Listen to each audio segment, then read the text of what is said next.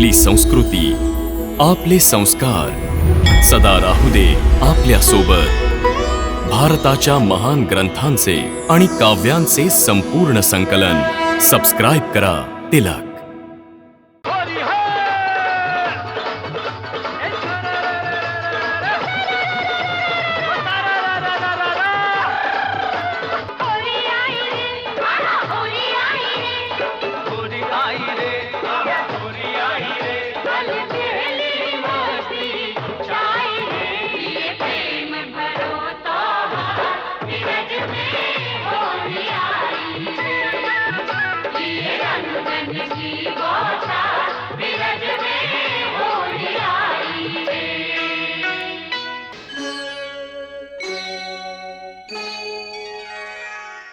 राधा, अगं ए राधा, ललिता, अरे ए सखा, कुठे आहेत सगळेजण? मी तर इथे आहे.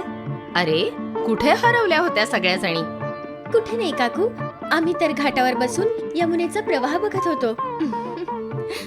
इथे तुम्ही यमुना बघत आहात आणि तिकडे तुमचे बाबा परत परत विचारत होते की मुली कुठे गेल्या, दिसतच नाही. अहो काकू, आज कुठल्या तरी देवीची ओटी भरा राधा बुडता बुडता वाचली. अरे देवा, काय झालं? आम्ही सगळ्या नदीत पाय सोडून बसलो होतो. तेवढ्यात एक मोठा मासा आला आणि राधेच्या पावलाला चावला.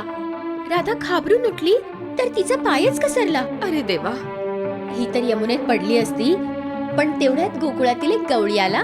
त्याने तिचा हात धरला आणि तिला पडता पडता वाचवलं. अरे ईश्वरा, म्हणून तर म्हणते मुलींनो, असं इकडे तिकडे भटकत जाऊ नका. आजच गावातल्या देवळात जाऊन देवीच्या पाया पडून या. बरं, चला आता. तिथे पंचायत झाली असेल आणि तुमचे वडील शोधायला लागतील, म्हणून मी स्वतः उठून आले. बरं काकू, पंचायतीत काय निवाडा झाला? यावर्षी होळी कुठे असेल? अजून तरी काही निर्णय झाला नाहीये. नंदराज अडून राहिलेत की होळी यंदा गोकुळातच झाली पाहिजे. मला माहिती आहे नंदराज का अडून राहिलेत ते. का? कारण परसाने गावातली मंडळी कायम गोकुळवासियांना ठोकून काढतात म्हणून. कान्हा, तू प्रेमात काही असा बुडून गेलायस की तुला ह्याची काही शुद्धच नव्हती की गावात काय पंचायत होते. का? काय झालं असं?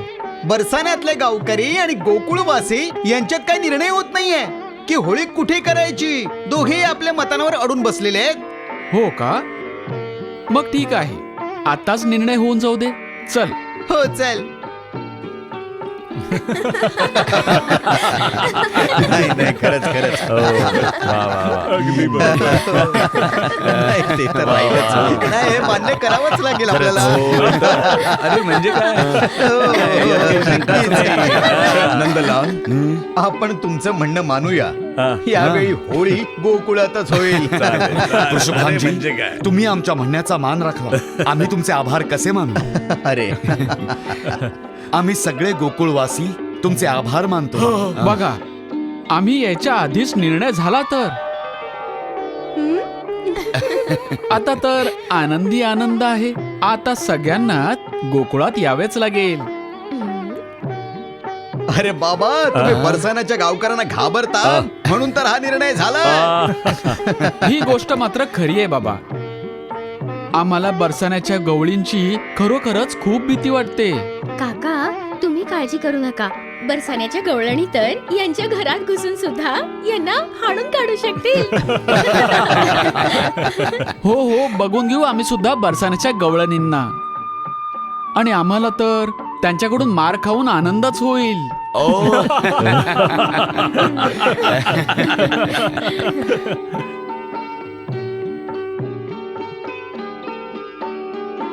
खरं सांगताय? तर अशा प्रकारे राधेचे गाव बरसाना इथले गावकरी कृष्णाच्या गोकुळात होळी साजरी करायला आले. गुलाल आणि रंगांची उधळण झाली. सगळे गोप गोपी रंगाच्या ह्या उत्सवात सामील झाले आणि मनसोक्त रंगून गेले. त्यांची क्रीडा बघून आकाशात विष्णू आणि लक्ष्मी सुद्धा हरखून गेले. राधा आणि कृष्णाच्या प्रेमाचा रंग आणखीनच रंगला. राधा आणि कृष्णाच्या नात्याच्या सौंदर्याने तिन्ही लोकात बहार आली. राधेच्या गालांची लज्जेची लाली जणू गुलाल बनून आसमंत लाल गुलाबी झाला. सगळीकडे फक्त आनंदी आनंद होता आणि प्रत्येक जण आनंदात होता.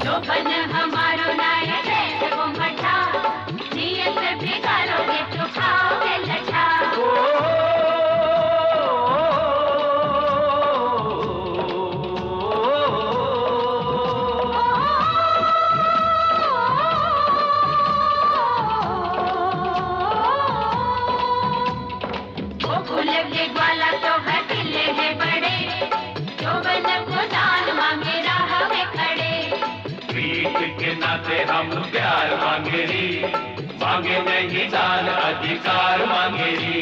ये प्रेम भरो तो विरज में होरी आई.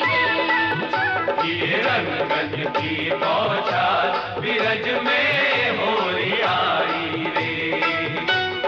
होरी आई रे, होरी आई रे, होरी आई रे, होरी आई रे.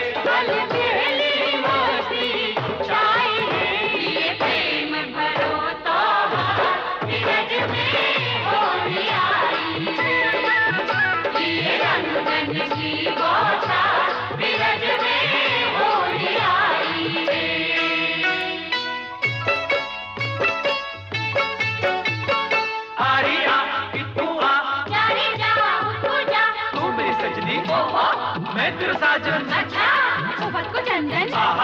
किस मेरे नंदन.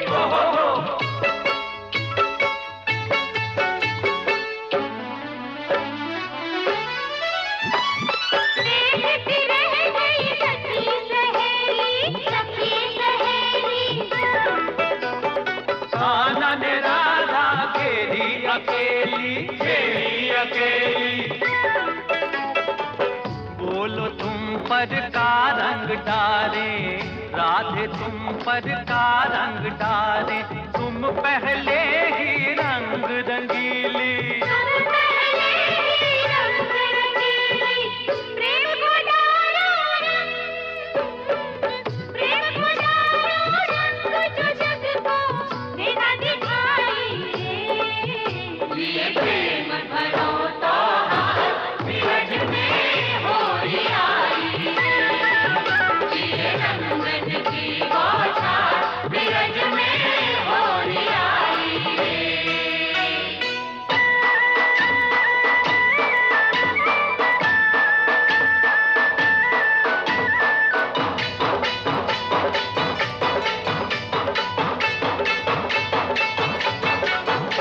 माखन खाई है मुस्कंडा, खाओ जल्दी ले अब डंडा.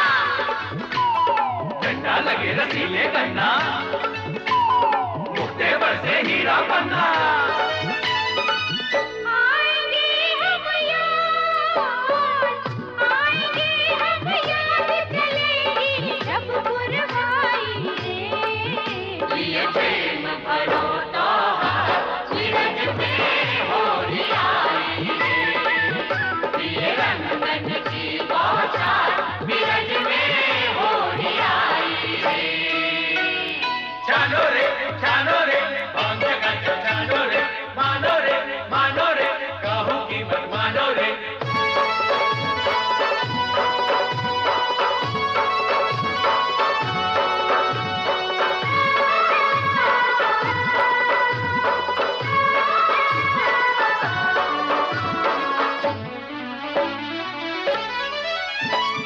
कहे सुने को बुरो न मानो, बुरो न मानो. हमको तुम अपना ही जानो, अपना ही जानो. अपने रसिया क्यों पहचानो, रसिक बिहारी क्यों पहचानो.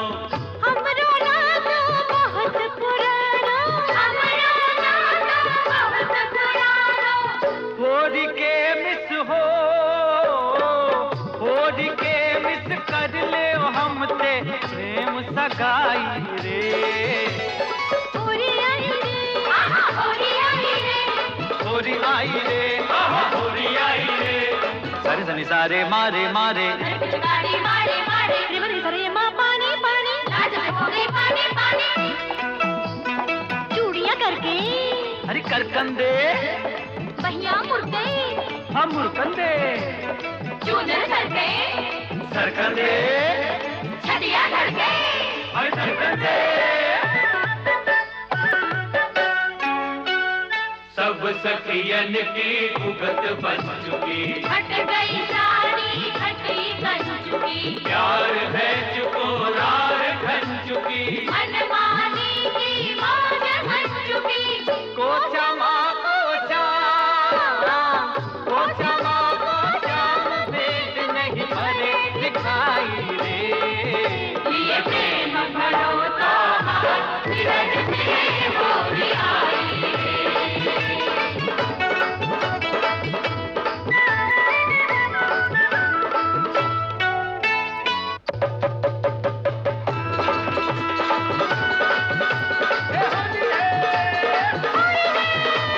होरी है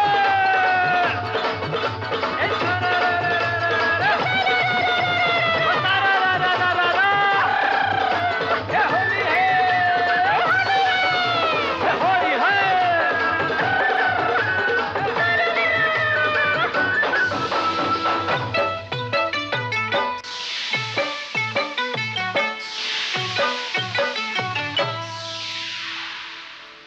ओ ऐसी होरी कबहू न खेली कबहू न यूं रंग डारे ऐसी होरी कब हो न खेली कब हो न यूं रंग डारे एक दूजे ते जीत गए सब एक दूजे ते हारे एक दूजे ते जीत गए सब एक दूजे ते हारे धन धन भागे हमारे होरी भई ब्रिज राज दुलारे अब के भई ब्रिज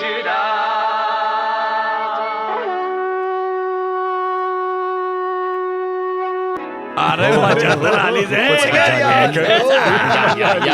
खऱ्या अरे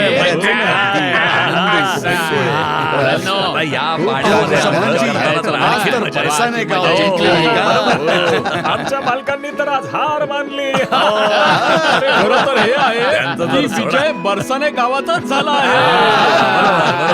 अरे परसाने गावातल्या गड्यांची नाही तर गावातल्या बायकांची. अरे आपल्या गावातल्या गवळ्यांना हरवलं त्यांनी. अरे जेव्हा स्त्रिया जिंकतात तेव्हा सगळ्यात जास्त आनंद पुरुषांना होतो.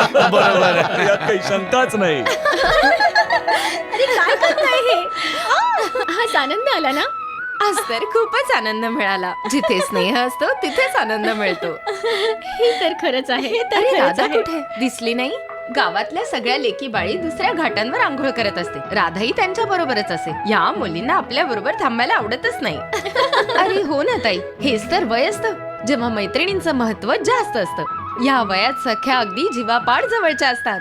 हो ना, न जाणो एकत्र बसून तासनतास काय गप्पा मारतात आणि शोधायला निघालात की एकतर झाडामागे लपले असतात किंवा नदीच्या घाटावर असतात. सगळ्यांपेक्षा ह्यांचा गट वेगळाच असतो. कधी शेतावरच जातील आणि कधी आपल्या खास सखींबरोबर असतील. यांच्या गप्पा तर कधी संपतच नाहीत. हे वय संपत नाही ना तोपर्यंत ह्यांच्या हृदयात काय गोड दडलेली रहस्य असतात कोणास ठाऊक. ह्यांची चर्चा कधी संपतच नाही. जरा आपले दिवस पण आठवा. या वयात तुम्ही काय काय केले होते. अरे तेच जे तुम्ही केलं असेल.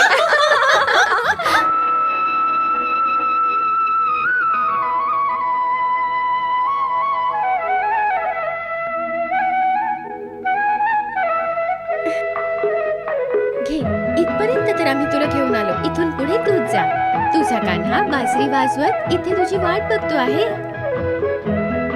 तू पटकन निघून जा. जा जा जा ग जा. पण कोणी बघितले तर? पण तू जर का ह्याच प्रमाणे बोलण्यात वेळ घालवलास तर नक्कीच कोणीतरी बघेल. आम्ही इथे पुलावर बसून नजर ठेवतो. इथून कोणाला जाऊ देणार नाही.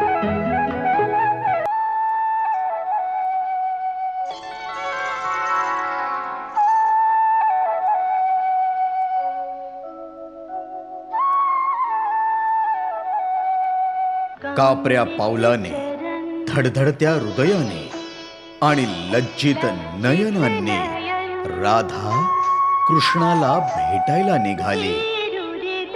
जनाची भीती तर तिच्या मनात होतीच, पण विरहाच्या दुःखाने तिचे प्राण अधीर झाले होते. प्रेमाच्या या नाजूक वाटेवर राधा नवपरिणीती होती. त्यामुळे काय होईल याचे प्रत्येक क्षणी भय दाटून येत होते. मनात खळबळ होती, पण एक संदेह सुद्धा होता. एका बाजूला प्रतीक्षा आणि दुसऱ्या बाजूला प्रणय. तिचे श्वास जणू झंझावातासारखे झाले होते. मनात आकंठ संकोच, पण ओठावर हास्य घेऊन मुरडत मुरडत नवयौवना राधा कृष्णाकडे जात होती.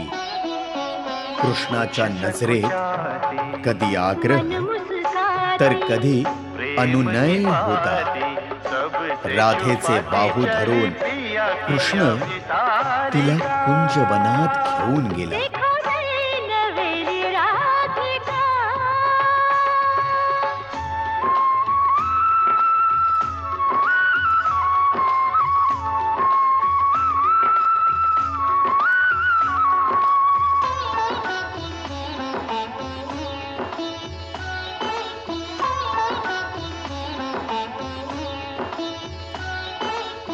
कभी आग्रह कभी अनुनय करके नैनों में रंग प्रेम का भर के कुंजो में राधे को मोहन ले चला बरबस बहिया धर के.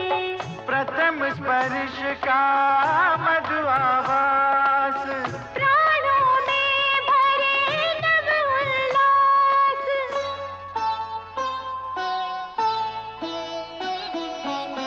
बेसुध होकर एक मधुमाती कभी पल खाती कभी इकलाती चली पिया की अभिसारिका. देखो नई नवेली राधिका. बरं ललिता, एक गोष्ट खरी खरी सांग. काय ग? सगळे म्हणतात की तू सुद्धा कृष्णावर आतल्या आत मनापासून प्रेम करतेस. आतल्या आतच का? मी तर आतून बाहेरून दोन्ही तऱ्हेने प्रेम करते. मग हे काय आहे? काय? राधेला त्याला भेटायला घेऊन आलीस आणि स्वतः इथे पहारा देते आहेस. कारण हीच प्रेमाची रीत आहे. ज्याच्यावर प्रेम करता त्याच्या आनंदात स्वतःचा आनंद माना. प्रेम स्वार्थाचे नाही, तपस्येचे नाव आहे विशाखा.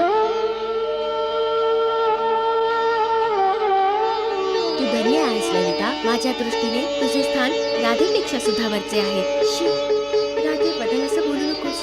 जिच्यावर माझ्या प्रियकर प्रेम करतो तिलाच माझी स्वामिनी मानते. तसे कृष्णावर कोण प्रेम नाही करत? खरं सांग, तू प्रेम नाही करत? वेडी,